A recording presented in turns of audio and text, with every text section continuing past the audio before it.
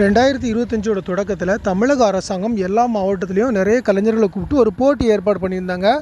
அதில் தென்காசி, திருநெல்வேலி இந்த 2 மாவட்டத்திலையும் நிறைய வில்லிசை கலைஞர்கள் கலந்துக்கிட்டு இருந்தாங்க. திருநெல்வேலியில் மட்டும் 35க்கும் மேற்பட்ட புகழ்பெற்ற வில்லிசை கலைஞர்கள்லாம் கலந்துருந்தாங்க. தென்காசி மாவட்டத்துக்கு சங்கரங்கோயிலில் நடந்தது. இப்போ அதுக்கான முடிவு இப்போ அறிவிச்சிருக்காங்க. தென்காசி, திருநெல்வேலி இந்த 2 மாவட்டத்திலையும் தேர்வான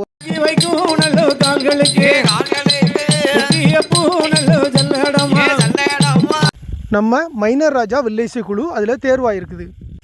விடிய விடிய வில்லு படித்தாலும் கூட்டத்தில் ஒரு நபரை கூட எந்திரிச்சு போக முடியாமல் தன்னுடைய காமெடியன் மூலமாகவும் கலை மூலமாகவும் கட்டி போடக்கூடிய ஒரு கலைஞர் தான் நம்ம மைனர் ராஜா. வரக்கூடிய தை மாதம் சென்னையில் சங்கமம் நிகழ்ச்சி, மிகப்பெரிய ஒரு நிகழ்ச்சி நடைபெறுது. 4 நாள் நடைபெறும் அந்த நிகழ்ச்சி. அதில் மைனர் ராஜா வில்லிசை குழு அந்த நிகழ்ச்சியில் கலந்துக்கிறாங்க.